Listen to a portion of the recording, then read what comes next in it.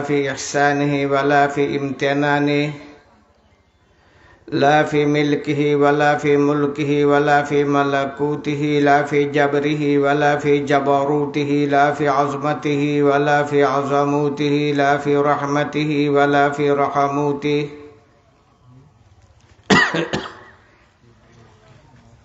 لا في مجده ولا في تمجيده، لا في كرمه ولا في تكريمه.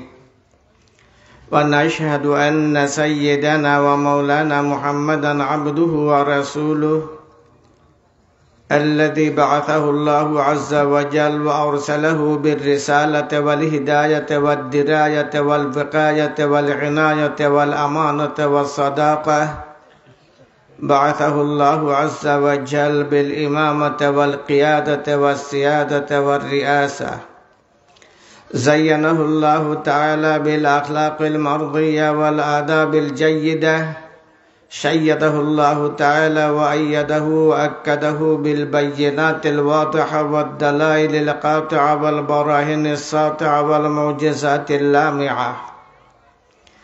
نسأل الله تعالى أن ينزل بحر فضله وسحائب رضوانه عليه وعلى آله وأصحابه الذين هم كانوا يعرفونه حق معرفة، يحبونه حق محبة، الذين هم كانوا يرون وجه النبي صلى الله عليه وسلم المتلألأ، الذين هم كانوا يركعون مع ركوعه ويسجدون مع سجوده، الذين هم كانوا يفدون بآبائهم وبأمهاتهم وبأولادهم وبأوطانهم وببلادهم وبميلادهم حتى بمهجهم في حبه وحب نبيه، الذين هم كانوا يدمون مستوى الأرض بدمائهم لإعلاء كلمة الله عز وجل، الذين هم كانوا يفتتون يشتتون يمزقون يدمرون، يحصون كل سلطة والسيطرة الطاغوتية والشيطانية من الأباطل والمفاسد عن وجه الأرض بركوز أرجلهم، لا يخافون في الله لومة لائم، وهم الذين كانوا يبلغون كل ما جاء به النبي صلى الله عليه وسلم من الهدى والسنن من مكة المكرمة إلى المدينة المنورة، من الغرب إلى الشرق، من الشرق إلى الغرب، من الجنوب إلى الشمال، من الشمال إلى الجنوب، من أفق إلى أفق، من قطر إلى قطر، صلى الله تعالى عليه وعليهم، ومن اهتدى بهديه ومن استنى بسنته ومن تخلق بأخلاقه ومن تزين بتزيينه ومن تدرس بتدريسه ومن نجح بحبه واتبع حق اتباعه علماء أمته وفقهاء ملته ومجاهدي دينه، وسلم تسليما كثيرا كثيرا. أما بعد، فأعوذ بالله من الشيطان الرجيم. بسم الله الرحمن الرحيم. والشمس وضحاها والقمر إذا تلاها. وقد ورد في الخبر عن النبي الأمين المأمون الصادق المصدوق الأبر صاحب القبر الأعظم صلى الله عليه وسلم أنه أفصح حيث قال: ليس منا من لم يتغنى بالقرآن. قال الحافظ الحجة ابن حجر عسقلاني رحمه الله: ليس منا من لم يتلذذ بالقرآن. وقال الفقيه والمحدث الكبير الحسن البصري رحمه الله: ليس منا من لم يجهر بالقرآن। আজকের অত্যন্ত পবিত্রতম আয়োজনের মহাত্তম জনাব সভাপতি, সমাগত ইমানদীপ্ত উপস্থিতি, নবী প্রেমে উদ্বুদ্ধ প্রিয় যুবক বৈষ্ণব, আমাদের প্যারা নবী মুহাম্মদুর রাসূলুল্লাহ সাল্লাল্লাহু আলাইহি ওয়াসাল্লাম ছিলেন নবুয়তের সূর্য। আকাশেও আছে একটা সূর্য, আছে না নাই? বলুন না। আকাশে একটা সূর্য আছে, তো এখনো আছে, থাকবে কিয়ামত পর্যন্ত। ওয়াশ-শামসু তাজরি লিমুস্তাকাররিল লাহা যালিকা তাকদীরুল আজিজিল আলিম। এই সূর্য চলে, নির্ধারিত কক্ষ দিয়ে চলে, তার চলার পথে বিন্দুমাত্র এদিক সেদিকে সরে না, একবারে সঠিকভাবে চলে। সেই সূর্য সে তার স্বকীয় আলোর দ্বারা, নিজের আলোর দ্বারা সে আলোকিত। সে অন্য কারো কাছ থেকে ধার করে আলো আনে না, নিজের আলোর দ্বারা নিজে আলোময় এবং সারাটা পৃথিবীকে করে দেয় আলোকিত। সূর্য একটা আলোকবর্তিকা। কিন্তু চাঁদের নিজস্ব কোনো আলো নাই। ওই চাঁদও আমরা দেখি আলোকিত, ওই চাঁদও পৃথিবীকে আলোময় করে দেয়। করে না? করে না? করে। ওই আলো কোথা থেকে সে সংগ্রহ করলো এবং কেমনে সংগ্রহ করলো? আলোহীন চাঁদ, সে আলো কোথা থেকে সংগ্রহ করলো এবং কেমনে সংগ্রহ করলো? চাঁদ সে আলো সংগ্রহ করেছে সূর্য থেকে। সূর্য থেকে চাঁদ আলো গ্রহণ করে। কোথা থেকে? বলুন না। সূর্য থেকে। কেমনে আলো গ্রহণ করে? ওয়াশ-শামসি ওয়া দুহাহা ওয়াল কমারি ইযা তালাহা। অনুসরণের মাধ্যমে, সূর্যের অনুসরণের মাধ্যমে চাঁদ সূর্য থেকে আলো গ্রহণ করে, নিজে আলোময় হয়ে গেছে এবং সারা পৃথিবীকে আলো দেয়। যদি ব্যতিক্রম করত, তার চলার পথে সূর্যের অনুসরণ না করে বিরোধিতা করত, তাহলে ওই চাঁদ কখনো সূর্যের আলোর দ্বারা আলোকিত হতো না, নিজেও আলোকিত হতো না, দুনিয়াকেও আলো দিতে পারত না। নবুয়তের জগতের মহান সূর্য মুহাম্মদুর রাসূলুল্লাহ সাল্লাল্লাহু আলাইহি ওয়াসাল্লাম, আর এই নবুয়তের আলো থেকে আলো গ্রহণ করেছিলেন এই উম্মতের সরদার, সকল উম্মতের সরদার হযরতে আবু বকর সিদ্দিক রাদিয়াল্লাহু তাআলা আনহু। তার নিজস্ব কোনো আলো ছিল না। সাল্লাল্লাহু আলাইহি ওয়াসাল্লামের ঘোষণা, ইতাম্মু বি ওয়াল ইয়াতাম্মা বিকুম মান বা'দাকুম। তোমরা আমার অনুসরণ করো এবং তোমাদের পরবর্তী যারা, তারা তোমাদের অনুসরণ করবে। সেই অনুসরণের ধারাবাহিকতা থাকবে কিয়ামত পর্যন্ত। যারা সঠিকভাবে অনুসরণ করবে, তারা নবুয়তের সূর্যের আলোর দ্বারা চাঁদের মতো আলোকিত হয়ে যাবে। সেই আলোর জগতের এক মহান ব্যক্তিত্ব ছিলেন, আপনাদের কাছে, আমাদের কাছে আলোচিত এবং পরিচিত। যদিও দেখি না, তবে দেখার চেয়ে আরো বেশি বিশ্বাস করি। তিনি ছিলেন কুতবুল আলম সৈয়দ হুসাইন আহমদ মদনী রহমতুল্লাহ আলাইহি।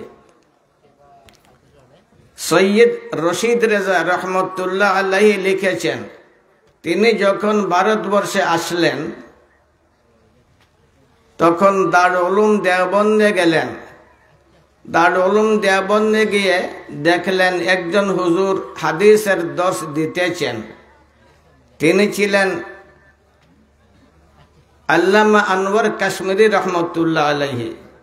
আল্লামা কাশ্মীরি রহমতুল্লাহ আলাইহিকে কেউ বলে দিল, আরবি মানুষ একজন আসছে, দর্শে বসছে। ওই কথা শুনে তিনি আরবি ভাষায় একটা হাদিসের উপর প্রায় 2 থেকে 2.5 ঘন্টা বক্তৃতা করলেন। ওই বক্তৃতা শোনার পরে সৈয়দ রশিদ রেজা রহমতুল্লাহ আলাইহি মন্তব্য করলেন, আমি মনে করেছিলাম হাফিজুল হাদিস ইবনে হজর আসকালানি মারা গেছেন। আসলে আল্লামা আনওয়ার কাশমারি তিনি ইবনে হাজার আসকালানীকে জিন্দা করে নিয়েছেন। তার বক্তব্য, আল্লামা কাশ্মীরি একজন হাফিজুল হাদিস, বুখারী শরীফের হাফিজ, মুসলিম শরীফের হাফিজ, আবু দাউদ শরীফের হাফিজ, নাসাই শরীফের হাফিজ। সুতরাং তার ভাষায় তিনি হাফিজুল হাদিস। আল্লামা কাশ্মীরি রহমতুল্লাহ আলাইহি ছিলেন তেমন। আল্লামা কাশ্মীরি রহমতুল্লাহ আলাইহি যখন ছাত্র ছিলেন, প্রথম যেদিন শেখুল হিন্দ মাহমুদুল হাসান রহমতুল্লাহ আলাইহির দর্শে বসলেন, প্রথম সবক শুরু হয়ে গেল। এই দিন আমাদের দেশের একজন মানুষ ছিলেন মোহাম্মদ রহমতুল্লাহ আলাইহি, রামু, কক্সবাজারের রামু এলাকার বাসিন্দা মোহাম্মদ রহমতুল্লাহ আলাইহি ছিলেন। ওনাকে সবাই জানে না। আল্লামা কাশ্মীরির সাথী ছিলেন। কথা বুঝে আসে? বলেন না, কথা বুঝে আসে? আল্লামা কাশ্মীরি রহমতুল্লাহ আলাইহি তার সাথী মোহাম্মদকে বললেন, মোহাম্মদ, আজ থেকে যেদিন 30তম দিন আসবে, ওই দিন তোমাকে সারাটা বুখারী শরীফ আমি মুখস্থ শুনাইয়ে দিব। মোহাম্মদ রামু আমাদের দেশের মানুষ, কিন্তু আমরা চিনি না। তিনি আল্লামা কাশ্মীরিকে বললেন, আনওয়ার, আজ থেকে শুরু করে 29তম দিন যেদিন হবে, সেই দিন তোমাকে আমি সারাটা বুখারী শরীফ মুখস্থ শোনাইয়ে দিব। আল্লামা কাশ্মীরের জন্য ওইটা বিশ্বাস করা সহজ ছিল না। একটা উপহাস বা মুজাহ হিসাবে গ্রহণ করলেন। 29তম দিন যখন আসলো, মোহাম্মদ রামু রহমতুল্লাহ আলাইহি আল্লামা আনোয়ার কাশ্মীরিকে সারাটা বুখারী শরীফ মুখস্থ শুনাইয়া দিলেন। 30তম দিন যেদিন আসলো, সেই দিন আনোয়ার কাশ্মীরি রহমতুল্লাহ আলাইহি সারাটা বুখারী শরীফ মুখস্থ শুনাইয়া দিলেন। আমরা হাফিজুল হাদিস বলতে পূর্বকালের কিছু কিছু মুহাদ্দিসিনে কেরামের নাম জানি, কিন্তু আমাদের এই দেশেও হাফিজুল হাদিসরা ছিলেন। মৌলানা মদনী রহমতুল্লাহ আলাইহির মর্যাদা ওরা সবের ঊর্ধ্বে ছিল। তার প্রমাণ মৌলানা মদনী রহমতুল্লাহ আলাইহি নিজেই লিখেছেন, একবার আমার ভাগ্যের দ্বার খুলে গেল। আমার জীবন রাজ্যের একচ্ছত্র সম্রাট, আমার জীবন সাধনার একমাত্র লক্ষ্য আমার পিয়ারা নবী মুহাম্মদুর রাসূলুল্লাহ সাল্লাল্লাহু আলাইহি ওয়াসাল্লামের সাথে আমার সাক্ষাৎ ঘটল। আমার দয়ার নবী আমাকে জিজ্ঞাসা করলেন, কি চাও তুমি? মনে আছে না? ঠিক আছে তো হুজুররা? আমার পিয়ারা নবী মদনী রহমতুল্লাহ আলাইহিকে জিজ্ঞাসা করলেন, তুমি কি চাও? মৌলানা মদনী রহমতুল্লাহ আলাইহি বললেন, যা পড়েছি তা সব যেন স্মরণ হয়ে যায়, এবং যা পড়ি নাই তাও যেন স্মরণ হয়ে যায়। এই স্বপ্নের যুগে পেয়ারা নবী মুহাম্মদুর রাসূলুল্লাহ সাল্লাল্লাহু আলাইহি সাল্লাম বললেন, যাও, তোমাকে তা দেওয়া হলো। এর ভিতরে বুখারী, মুসলিম, আবু দাউদ, নাসাই, ইবনে মাজাহ, মুসান্নাফ ইবনে আবি শায়বা গয়রা কিতাবাদি আছে না নাই? বলুন না। সুতরাং আমি দাবি করে বলতে পারি, মৌলানা মদনী রহমতুল্লাহ আলাইহি সকল হাফিজুল হাদিসের ঊর্ধ্বে বড় হাফিজুল হাদিস ছিলেন। শেখ মদনী রহমতুল্লাহ আলাইহির একটা লকব কুতবুল আলম। আমরা বলি না? আমি যখন ছাত্র ছিলাম তখন থেকে আমি শুনে আসছি কুতবুল আলম মৌলানা মদনী। কাদের মুখ থেকে শুনছি? যারা তার খুলাফা, যারা তার খলিফা, ইমাম বাড়ি রহমতুল্লাহ আলাইহি, শেখে গাজীনগরী, কৌড়িয়া রহমতুল্লাহ আলাইহি গয়র বিশেষ বিশেষ খুলাফা যারা ছিলেন, তারা মুখ থেকে শুনছি। তারা বলতেন কুতবুল আলম মৌলানা মদনী। আমি জিজ্ঞাসা করেছি কোন হুজুরকে, হুজুর কুতুব হওয়া যায় কেমন করে? হাদিসের কিতাব পড়লে মুহাদ্দিস হওয়া যায়, কেরাত পড়লে কারি হওয়া যায়, কোরআন শরীফ হিফজ করলে হাফিজ হওয়া যায়, কোন কিতাব পড়লে কুতুব হওয়া যায়? শুধু মৌলানা মদনীকে কুতুব বলা হয়, আর কার নামের সাথে আমরা কুতুব শব্দটা শুনি না কেন? ওরা জবাব দিতেন না। হয়তো তারা মনে করেন যে জবাব আমার বুঝে আসবে না, এই জন্য জবাব দেন নাই, অথবা তাদেরও জানা নাই। সম্ভাবনা আছে না নাই? ওইটা কারো তাহকির না। অনেক বিষয় আছে আমরা জানি না। আমার শেখ মুফতি মাহমুদ নওয়ার আল্লাহ মারকাদাহুর ব্যাপারে আমি অনেক কিছু জানতাম না। ওনার ইন্তেকালের পরে যখন তার সুন্দর সুন্দর বিভিন্ন জীবন চরিত বাহির হয়ে গেল, অনেকগুলা জেনে নিলাম। অথচ দিনের বেলাও তার দর্শে থাকতাম, রাতের বেলা দর্শে থাকতাম, তার তাকরির সবসময় শুনতাম, তার কাছে থাকলাম এতদিন, কিন্তু ওই সকল বিষয় সম্বন্ধে আমার জানা নাই। আর আমি যা জানি ওইটা মনে হয় লিখনির মধ্যেও আসে নাই। এমন তো আছে না? নাই, আছে, অনেকটা আছে। একটা মানুষের পূর্ণ জীবনী একসাথে কিতাবের পাতায় আসা সম্ভব নয়, সবে সবগুলা জানে না। তবে আমি সন্ধানে ছিলাম মৌলানা মদনীকে কুতুব কেন বলা হয়। কুতুবের সঙ্গে অনেকগুলা পড়েছি, কিন্তু মৌলানা মদনী কেমনে কুতুব হয়ে গেলেন ওই বিষয়টা আমার কাছে অস্পষ্ট ছিল।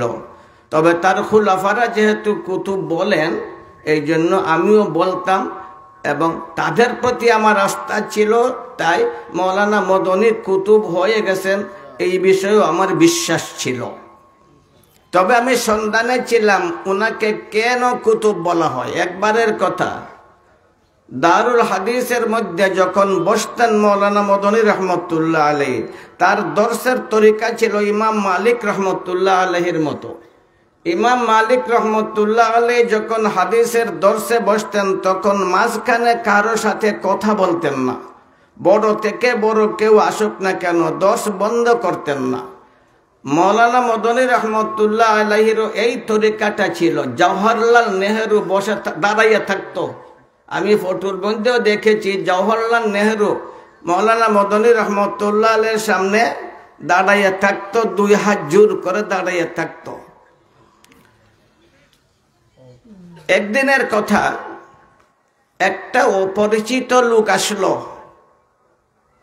এলোমেলো তার মাথার কেশ, জীর্ণ শীর্ণ তার পোশাক।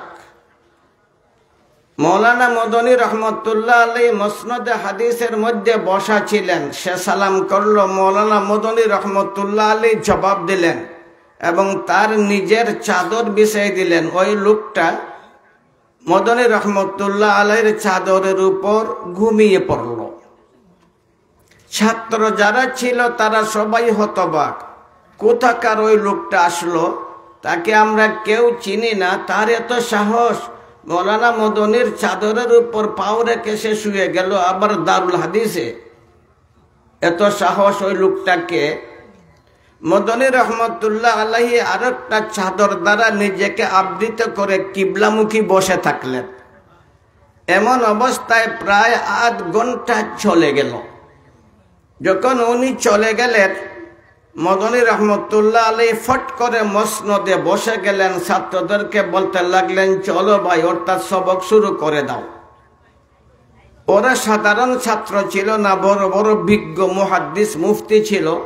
তারা বলতে লাগলো, হুজুর, আজকে আপনার অভ্যাসের ব্যতিক্রম দেখলাম।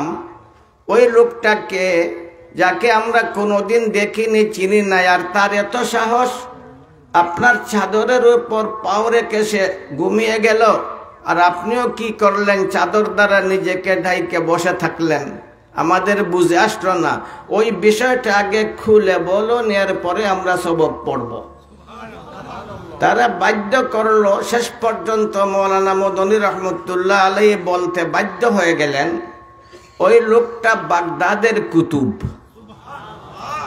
6 মাসে আধা ঘন্টা ঘুমায়, আর তাও এমনিতেই ঘুমায় না। তার যে কুতবিয়তের দায়িত্ব আছে, ওই দায়িত্ব আদায় করার জন্য আরেকজনকে নির্ধারিত করে এরপরে সে ঘুমায়। এই কুতুব ব্যক্তি আমাকে চিনে, আমাকে জানে। আমি এত ব্যস্ত মানুষ, আমার ব্যস্ততা সম্বন্ধে সে পূর্ণভাবে অবহিত আছে।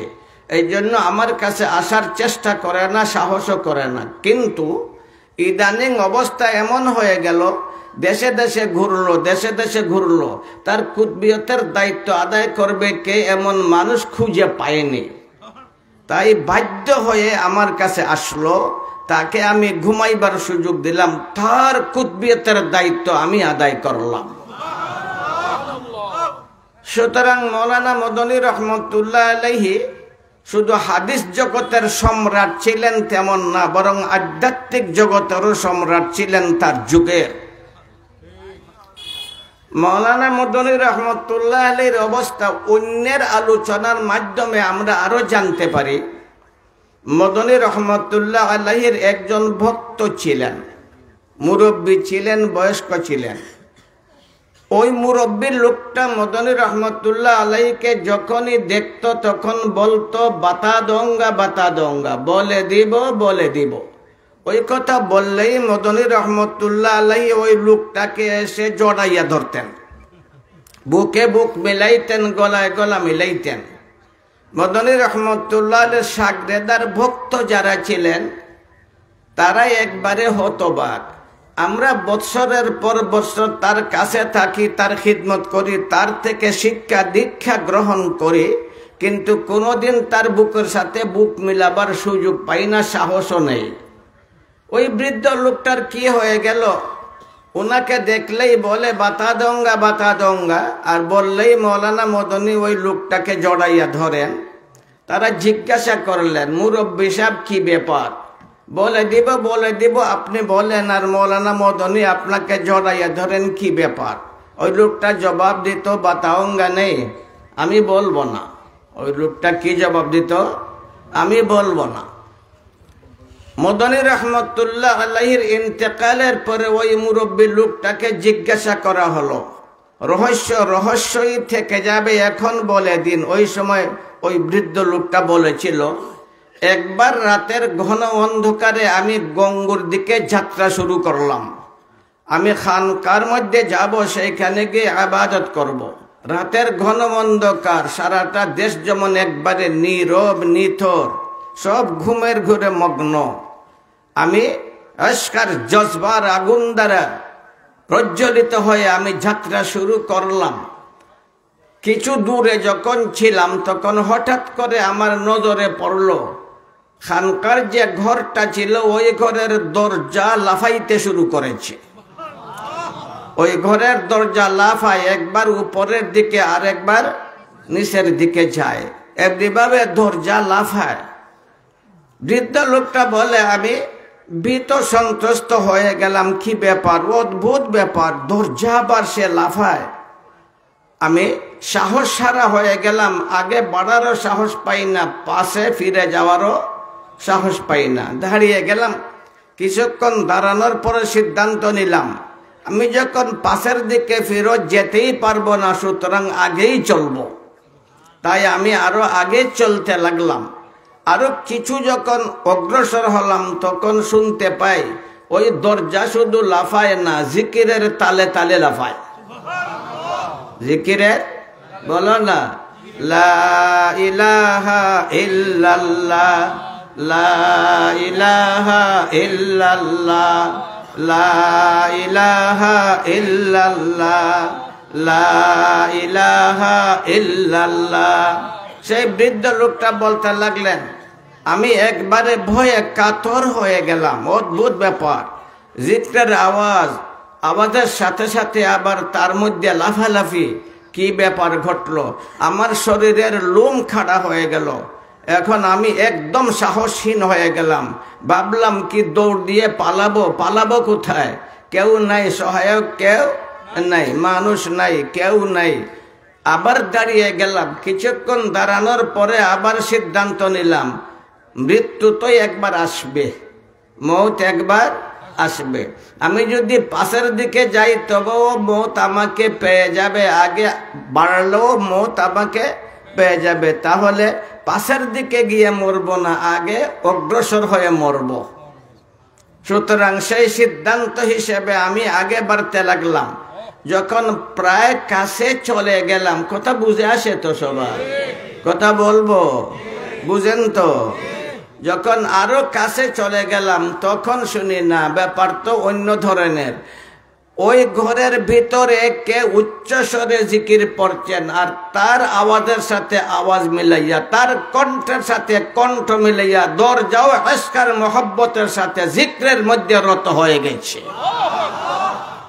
মুরব্বী লোকটা বলেন, আমার মনের মধ্যে সাহস এসে গেল, ভিতরে অবশ্যই একজন মহামানব আছেন, বিশেষ ব্যক্তি আছেন, আমি আর যাব না, পালাবো না, দেখবো ওই লোকটাকে, না দেখে আমি ফিরত যাব না। আমি লুকিয়ে থাকলাম, একদম নিজেকে গোপন রাখলাম। একবার তো তার জিকির শেষ হবে, দোয়া শেষ হবে, বাহির হবে, দেখে নিব এই আজীব শখসিয়তকে। তার জিকির দোয়া যখন শেষ হলো, দরজা খুলে বাহির হয়ে আসলেন। আমি দেখি আমার শেখ কুতবুল আলম সঈদ হোসেন আহমদ মদনী রহমতুল্লাহ আলাইহি। আমার অন্তরটা একবারে আনন্দে, ভক্তি এবং শ্রদ্ধার দ্বারা স্ফীত হয়ে গেল। আমার ভক্তি আগের চেয়ে শতগুণ বেড়ে গেল। আমার শেখ, কার শেখ বলো না? আমার শেখ, আমার শেখ। আমি নিজেকে আরো সংকুচিত করে লুকিয়ে থাকলাম যাতে আমাকে উনি দেখতে না পান, কিন্তু আমাকে দেখেই নিলেন। দেখা মাত্র আমাকে জড়াইয়া ধরলেন এবং বলতে লাগলেন, খবরদার কিসি সে বাতানা নেই, খবরদার কিসি সে, বলো না, শব্দের মধ্যে মজা আছে। খবরদার কিসি সে বাত, এই শব্দটা কার? মদনী রহমতুল্লাহ আলাইহি। শব্দটা কার বলো না? ওইটা স্মরণ কইরা শিখবা, মনে রাখবা। খবরদার কিসি সে বাতানা নেই, সাবধান, কারো কাছে বলতে পারবে না। ওই সময় ওয়াদা করেছি কারো কাছে ব্যক্ত করব না। আমাদের বুজুর্গদের অভ্যাস ছিল গোপনীয়তা, কেউ যেন চিনে না, কেউ যেন জানে না। আমার ইমাম বাড়ির সাহেব রহমতুল্লাহ আলাইহিকে, পুরানগার সাহেব রহমতুল্লাহ আলাইহির হয়তো এখানে অনেক আছেন ভক্তমণ্ডলী, সবে কিন্তু ওনাকে চিনে না, সবাই জানে না। গোপনীয়তা ছিল, এটা আমাদের বুজুর্গদের অভ্যাসে পরিণত ছিল, কেউ যেন আমাকে চিনে না। আর এইটা শুধু আমাদের বুজুর্গদের না, বরং আমাদের ইমাম যিনি ছিলেন, ইমাম আজম আবু হানিফা, নাম শুনছেন তো? আমরা কোন মযহবের অনুসারী? হানফি মযহবের অনুসারী। গর্ব সহকারে বলবো আমরা হানফি মযহবের অনুসারী।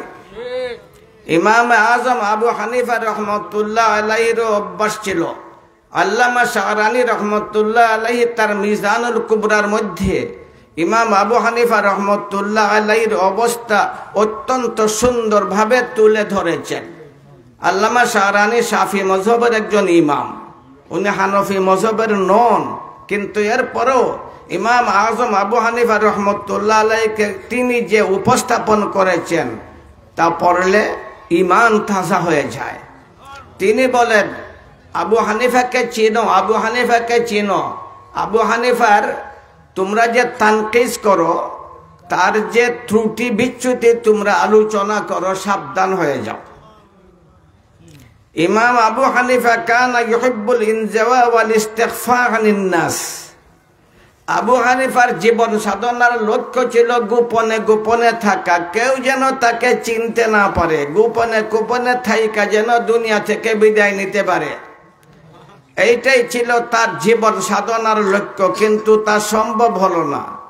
আতর বা সেন্ট আপনি একটা বোতলের ভিতরে একবারে ডিফা লাগাইয়া বন্ধ করে রাখলেও তার থেকে সুগন্ধ কিছু না কিছু বাহির হয়ে যায়, হয় না? হয় না?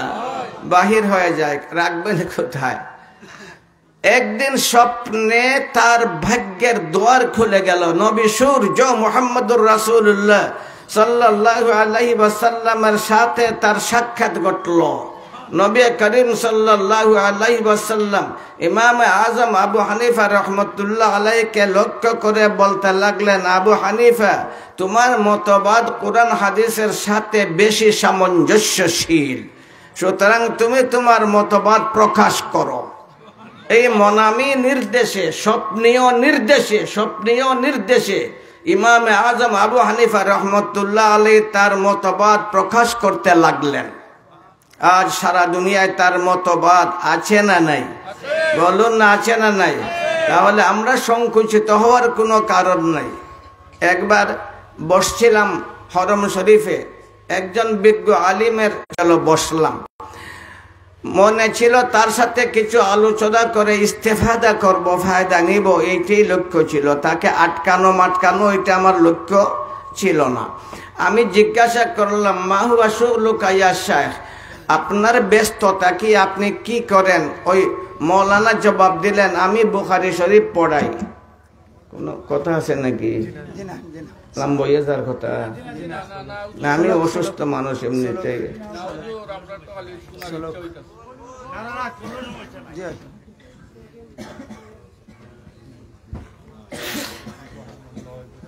বসলাম, তিনি জবাব দিলেন, আমি বুখারী শরীফ পড়াই। আমার মনটা আনন্দে পুলকিত হয়ে গেল। জিজ্ঞাসা করলাম, আপনি বুখারী শরীফ পড়ান, আপনি কি কোনো মজহব মানেন? জিজ্ঞাসা করলাম, কোনো মজহব মানেন? সে জবাব দিল, হ্যাঁ আমি মজহব মানি। জিজ্ঞাসা করলাম, কোন ইমামের মজহব মানো? জবাব দিল, ইমাম মালিকের। কি জবাব দিল? এতটুকুই বলল। সে যে শব্দ বলেছে আমি ওই শব্দ বললাম। আমি জবাবে বলতে লাগলাম, ইমাম দারিল হিজরা ইমাম মালিক রহমতুল্লাহ আলাইহির অনুসরণ করেন আপনি? একটু বাড়াইয়ে বললাম না? সে বলল ইমাম মালিককে। আমি বললাম, ইমাম দারিল হিজরা, আসলে ঠিক না ও ঠিক? ইমাম দারিল হিজরা ইমাম মালিক রহমতুল্লাহ আলাইহির আপনি অনুসরণ করেন? সে বলল হ্যাঁ। আমি বললাম, ইমাম আবু হানিফাকে চিনো? তার চেহারাটা কিছু বিবর্ণ হয়ে গেল। আমি বললাম, চিনো না? বুখারী শরীফ পড়াও, আবু হানিফাকে চিনো না? একটু ছোট করে বলল, হ্যাঁ চিনি। হ্যাঁ চিনো, শোনো, আবু হানিফাকে চিনো। তোমার যে ইমাম মালিক রহমতুল্লাহ আলাইহির দর্শে হাদিসের অভ্যাস ছিল, মাঝখানে কারো সাথে কথা বলতেন না। কিন্তু একবারে মারাত্মক শীত ছিল, কনকনে শীতের সময়, যে সময় লেখা পড়ে দর্শে বসতে হতো, এরপরও শীত থেকে বেঁচে থাকা কঠিন ছিল। একবার হঠাৎ করে ইমাম মালিক রহমতুল্লাহ আলাইহির দর্শ বন্ধ করে মসজিদে নববী থেকে বাহির হয়ে গেলেন। অনেকক্ষণ দেরি হয়ে গেল। আবার যখন দর্শে ফিরলেন, তখন তার চেহারা থেকে ঘামের ফুটা ঝরছিল।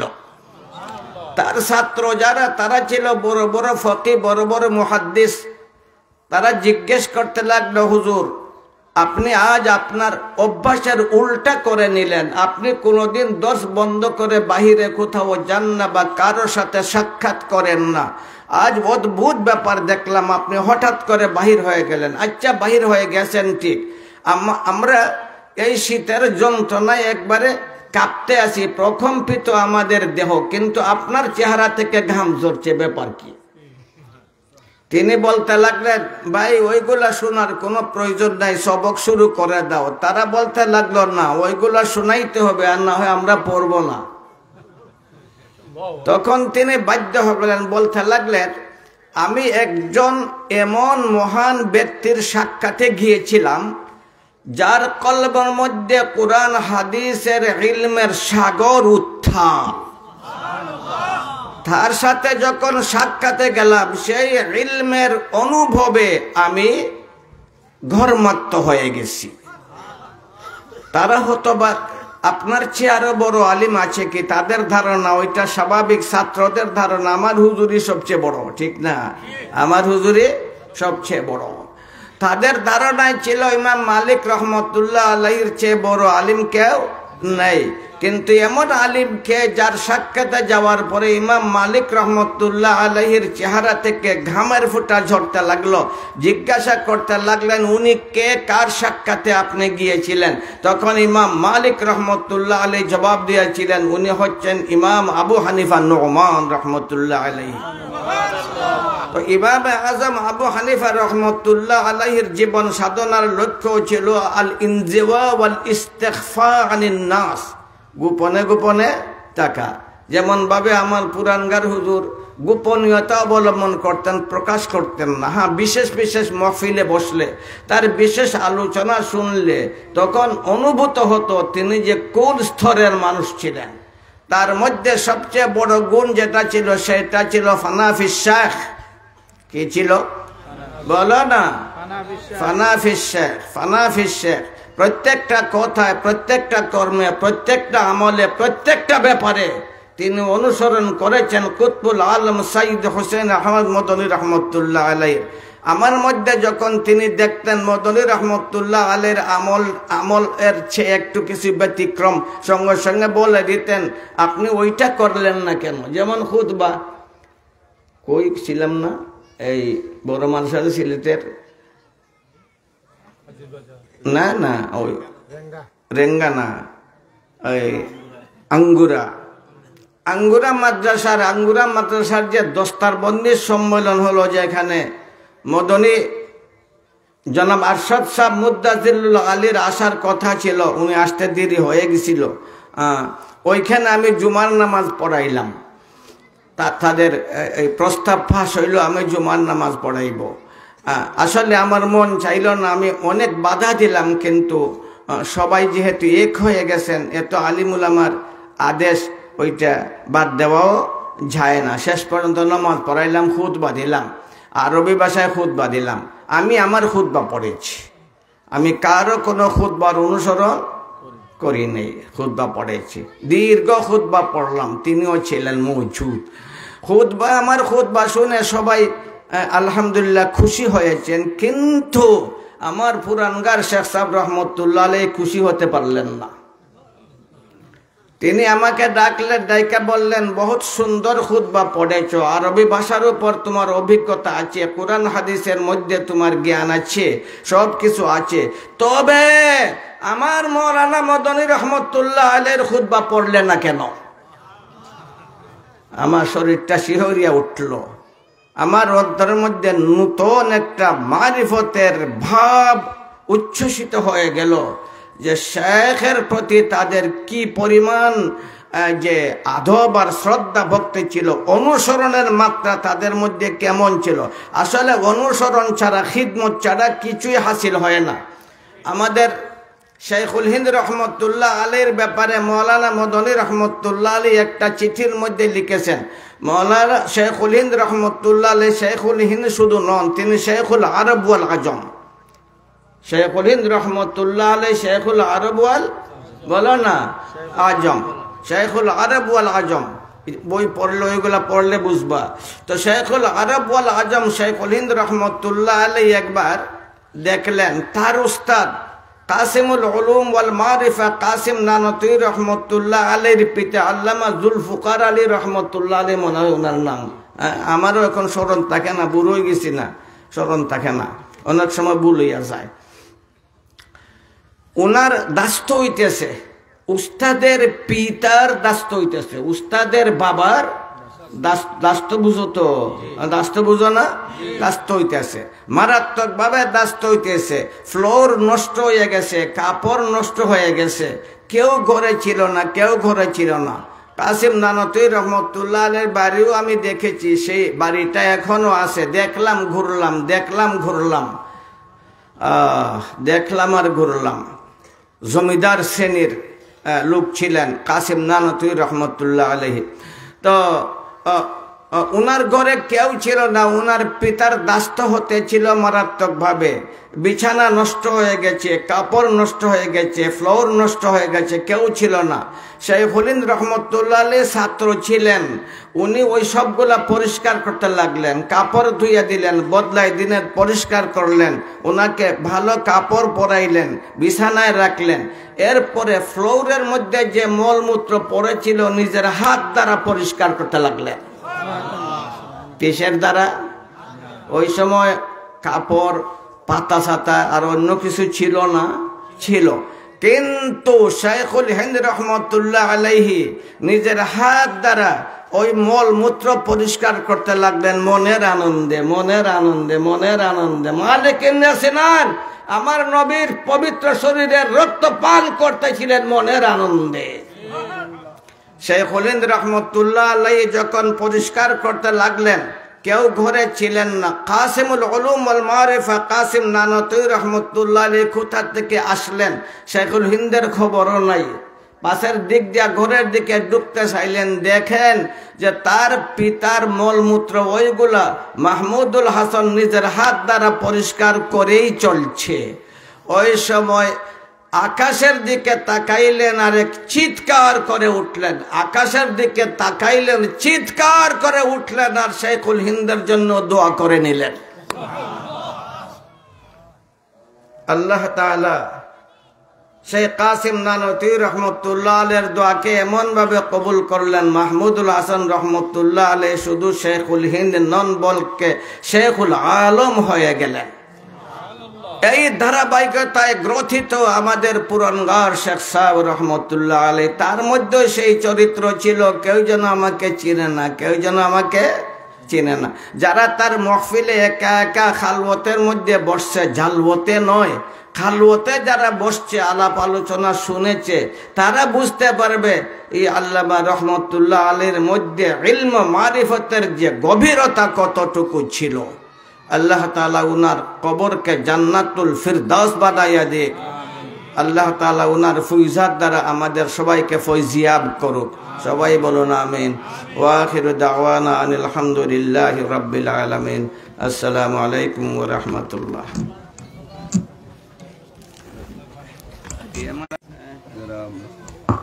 আলহামদুলিল্লাহ, আমরা সবাই বসে ভাই এখানে হযরতের হাতে আমরা আমাদের আজকের এই দীর্ঘ একযোগ পূর্তি উপলক্ষে দস্তারে ফজিলত দেওয়া হবে, হযরতের হাত দ্বারা হবে। আমরা সবাই নিজের চোখে দেখি, বসি আমরা সবাই, কেউ দাঁড়াই না, হযরত কষ্ট পাবেন, বসি আমরা, যার যে জরুরত আছে ইনশাআল্লাহ আমরা পরে যাব, সময় দেওয়া হবে ইনশাআল্লাহ।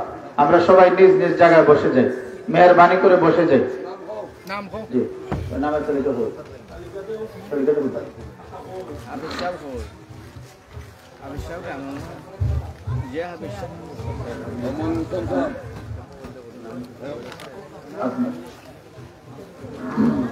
কোথায়? সজিবুর রহমান।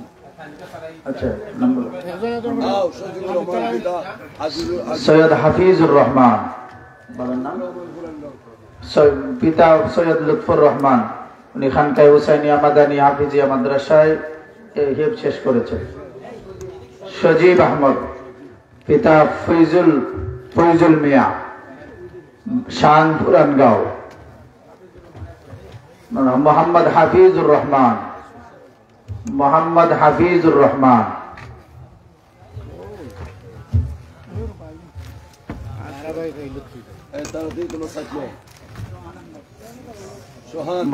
সুহান আহমদ, শান হলদারপুর। মোহাম্মদ সুহান আহমদ, শান হলদারপুর।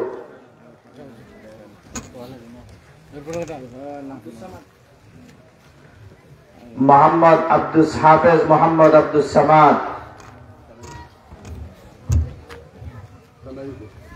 গ্রাম খানাইপুর।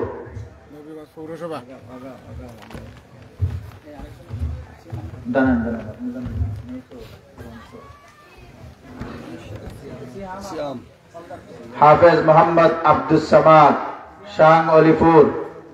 মোহাম্মদ সিয়াম আহমদ, গ্রাম হলদারপুর। মৌলানা হাফেজ আব্দুস সামাদ, শান অলিপুর।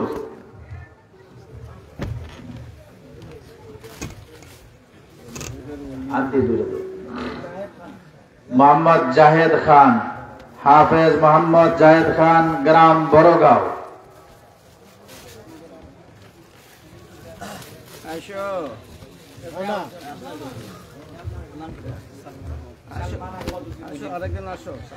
হাফেজ মোহাম্মদ সলমান আহমদ, গ্রাম উজিরপুর।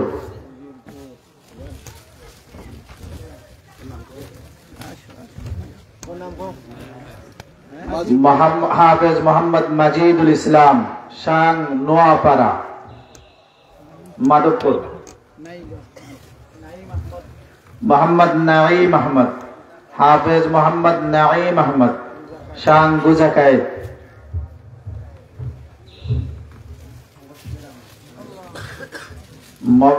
হাফেজ মোহাম্মদ মুবাশশির আহমদ, শান চুনারুগা।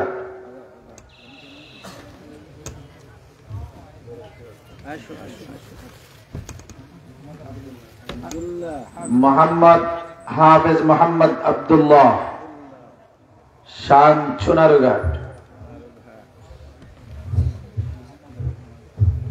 হাফেজ মোহাম্মদ মোহাম্মদ আলী, হাফেজ মোহাম্মদ আলী শান সোনারুঘাট,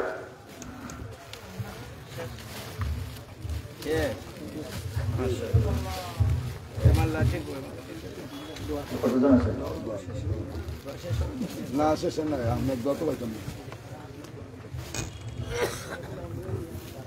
আলহামদুলিল্লাহ, হযরত সংক্ষিপ্ত দোয়া করবেন ইনশাআল্লাহ। দোয়া করেন। আলহামদুলিল্লাহ আলহামদুলিল্লাহ আল্লাহুম্মা লাকাল হামদু কুল্লু লাকাশ শুকরু কুল্লুহু মিনকাল মিন্নাতু কুল্লুহা আল্লাহুম্মা সাল্লি আলা জামি'il আম্বিয়া ওয়াল মুরসালিন সাল্লি আলা খাতামিন নাবিয়্যিন শাফি'il মুযনিবিন ইমামিল মুত্তাকিন সাইয়্যিদিল মুরসালিন ওয়া আলা আলিহি ওয়া লিওয়ালিদাইনা ওয়া লিআসাতিযাতিনা ওয়া লিতালামিযাতিনা ওয়া লিমাশায়িখিনা ওয়া লিআইম্মাতিনাল কিরাম আল্লাহুম্মা ইরফা' মারাতিবাহুম ফি আ'লা 'illiyin আল্লাহুম্মা ইজ'আল মাসওয়াহুম আল জান্নাতাল ফিরদাউস আল্লাহুম্মা আফিদ আলাইনা মিন ফুয়ুদিহিম ওয়াসলুক বিনা মাসালিকা কারামাতিহিম اللهم اغفر لنا ذنوبنا وكفر عنا سيئاتنا وتوفنا مع الأبرار اللهم انصر الإسلام والمسلمين اللهم انصر المسلمين المظلومين بغزة وفلسطين اللهم انصرهم نصرا مؤزرا اللهم أيدهم بتأييدك المتين